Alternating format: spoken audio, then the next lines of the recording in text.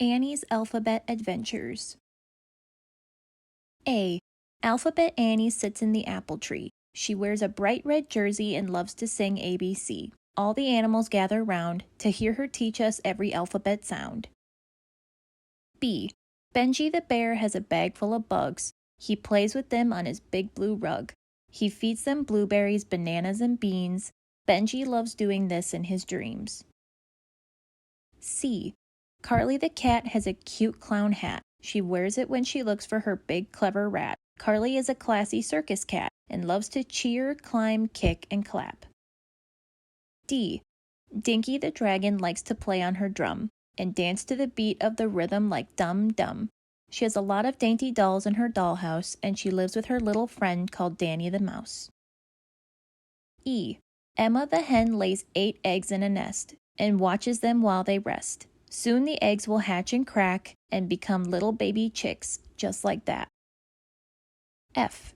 Finny the flamingo is a friendly pink bird. She likes to eat fries, fruit, and sometimes even dirt. She flaps her feathers early in the morning light and tries to fly, even though she can't seem to get it right. G.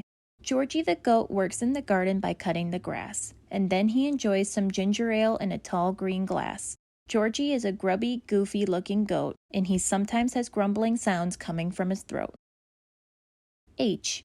Harry the hedgehog has long, sharp spines on his back, but he won't hurt you because he is friendly like that. Harry loves to hop, hide, hug, and heed. A happy hedgehog is the only friend you'll ever need.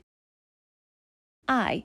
Ingrid the iguana is an interesting little thing. She's an icky little lizard with spikes on her skin. Ingrid wants to be a musician and play the violin, but she struggles to do this because she doesn't have a chin. J. Joey the jackal is a joyful little chap. He loves jumping, jogging, and giving a little clap. Joey enjoys eating sandwiches with peanut butter and jam, and he adores singing jingles with Jimmy the lamb. K. Katie is a kind and loving little kangaroo who is always keen to knit jerseys for the animals living in the zoo. Katie loves eating kiwi, kale, and sometimes a kidney bean, but most of all, she enjoys to kick and kneel on her khaki trampoline. L. Lulu is a big round ladybug with red wings and black dots. She likes to laugh, learn, and smile, and she loves her spots. Lulu lives with Lily, the lice on a big green leaf, and they always have something hidden up their sleeve. M. Molly is a Maltese poodle who makes muffins in her mini oven. She wears a magenta-colored collar and is as cute as a button. In the mornings, Molly meditates on her magic mat, and this amuses her fluffy little munchkin cat. N. Nina the nightingale is a nifty little bird. She never stops singing, and it's the nicest sound you've ever heard. Nina lives in a neat little nest in a tall tree, and she has a naughty friend called Andre the bee. O. Ollie the ostrich is a shy little fellow. He sometimes hides his head underneath his pillow. Ollie likes to put olives, oranges, and onions in his meal, and one of his favorite activities is riding the big wheel. P. Poppy the poodle is a pretty little pooch who always gives her playmate Pat a big smooch. Poppy prefers to go for playdates in the park where she plays and paces and loves to bark. Q. Quinn is a quirky and friendly, yet quiet queen who lives under the sea in a big yellow submarine. She makes the most delicious quesadillas and quiche, but has to stop her pet rabbit from eating it by keeping him on a leash. R. Ronnie the rhinoceros is a really big, round mammal with a horn on his face. He is fast and can run at a steady pace. Ronnie can't see very far, so he wears green and gray glasses that make him look like a rock star. S. Sally the snail sails very slowly on the green grass, but she is scared that she will be late for class. Today the teacher will teach them a new letter, and she is very excited to learn the alphabet better. T. Tommy the toad tries to jump from the table, but he is afraid to get hurt and that it will be painful. He thinks of a plan to get down from the top by using his turquoise umbrella that he bought from his favorite shop. U. Ursula the urchin lives in the deep blue sea. She is a unique little creature and can count up to 3. Ursula is an unusual-looking animal with a hard shell that looks like spikes. She also has a strange appetite. Cucumbers and quinoa are some of the things that she likes. V. 𝗬𝗂 the vulture is different from all the others. She doesn't eat the same food as all of her brothers.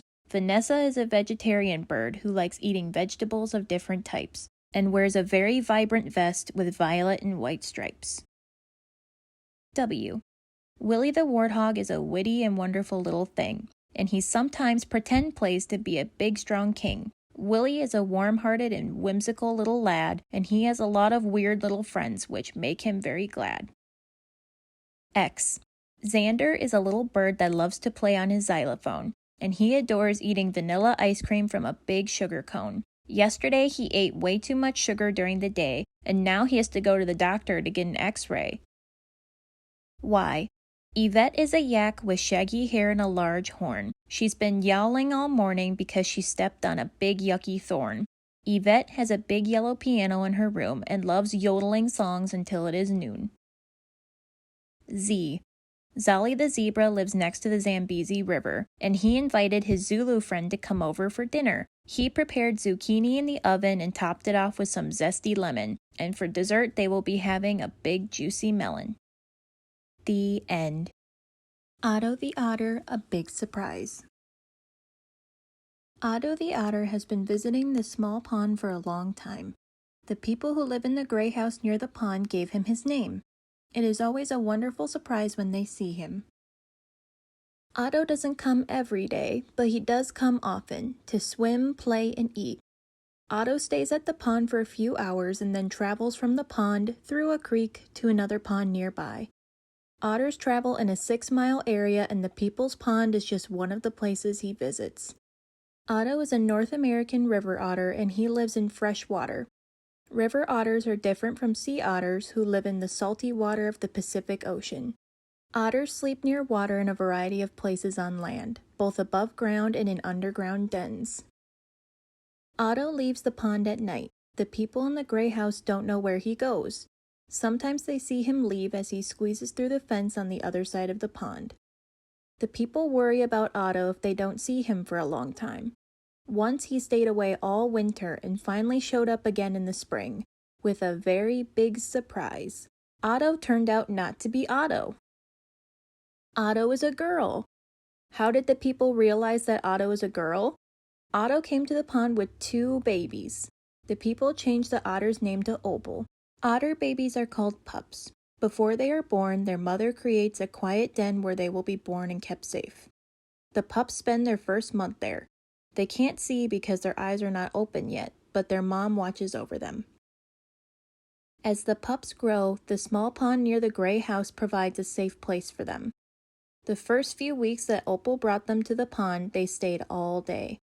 Their mom always keeps them close and looks after them. The people in the gray house never get tired of watching them. When the pups were about 2 months old, Opal started to teach them to swim. The pups were not born knowing how to swim. Their mom also taught them how to look for food under the water. Otters eat fish, frogs, crayfish, turtles, and insects. They have long whiskers which help them find their food in dark or cloudy water. They also have special eyelids which allow them to keep their eyes open to see while swimming under the water. Otters can close their ears and noses, which allows them to swim underwater for almost 8 minutes. Sometimes the otters disappear under the water, but the people can tell where they are by the bubbles that rise to the surface. The pups often leave the pond to play on the grass, clean themselves, and nurse from Opal. Mother otters continue to cuddle and nurse their pups for 14 weeks. As the pups continue to grow, they leave Opal's side and swim around the pond to explore and play on their own. Opal watches them very closely and squeaks loudly to show them her displeasure when they get too far away. There are 2 wooden rafts floating in the small pond. The people who live in the gray house call them turtle islands. During the heat of the day, the turtles who live in the pond like to climb onto the rafts and enjoy the warmth of the sun. The pups love to play on the turtle islands too. When the pups are on the raft, the turtles leave to find another place to enjoy their time in the sun. The people in the gray house love to watch the otters swim. Otters have long, flat, wide tails that they use just like a rudder on a boat. Their tail helps them steer and also helps them swim fast. Adult otters are very strong and can swim 6 to 7 miles per hour while in the water, and can run as fast as 15 miles per hour on land. The people watch as time passes and the pups continue to grow. Opal moves them from the safety of the pond more often and takes them to other places. Sometimes they are gone for several days. Now when they do come, they no longer stay very long. Their lives have become busier as they travel from pond to pond. The people in the gray house do not know how long or how often they will get to see Opal and her pups. Otter pups usually stay with their mother until they are a year old. The people hope they will get to see them for a long time and watch them grow. If the people in the gray house are lucky, maybe Opal will show up with a new litter of pups one day. The end. A bee in a big universe. Brian is a bee and a very busy one too. Before he goes to school, he collects the nectar from flowers to make sweet honey. He also takes care of his brother, Brady, when his mom is doing chores. One day after school, Brian was bored. He dreamed about flying around the meadow. He saw his friend Sam the snail and thought aloud, "Sam, I bet I am the fastest bee in the meadow. I bet I am the bee who can fly the farthest, maybe even past the meadow," he said. Sam replied sourly, "I bet you can't fly to the end of the universe. The universe is bigger than the meadow by far." Brian was confused. The meadow with all its bugs and flowers was always the biggest place to him. He couldn't even imagine the universe. The universe to him was always the meadow where he pollinated the flowers. "Brian, don't let him bug you," yelled Beatrice the butterfly. But Brian became angry and flew back home to his hive, muttering under his breath, "His ideas are too weird to be true."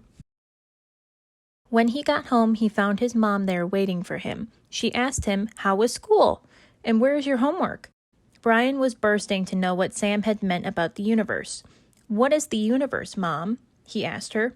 "Sam said I can't fly farther than the meadow. He dared me and said I couldn't fly to the end of the universe." Brian frowned. "Look, Brian, the universe is like the meadow below," said his mother. "The flowers are like the stars, moon, suns, and planets in the universe. Imagine the stars are the yellow daisies. The planets are like the purple and pink flowers. The large pink black-eyed Susan gathered in the middle of the meadow is like our sun in the sky. And see the green grass where all the flowers grow? That is called our Earth, where we live." "We can see the stars and planets in the universe in the night sky," his mother continued. "But bees don't usually go out at night," said Brian. "We fly by the sun in daylight." "We can just imagine the universe for now," said his mother. Brian and his mom flew down to the soft grass in the meadow.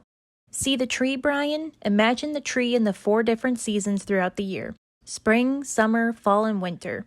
We have seasons because our planet Earth moves around the sun. When it's summer, our planet Earth is moving and tilting towards the sun, making it warmer. In winter, our planet is moving and tilting farther away from the sun, making it cooler." Brian didn't like winter because he had to stay indoors in the hive.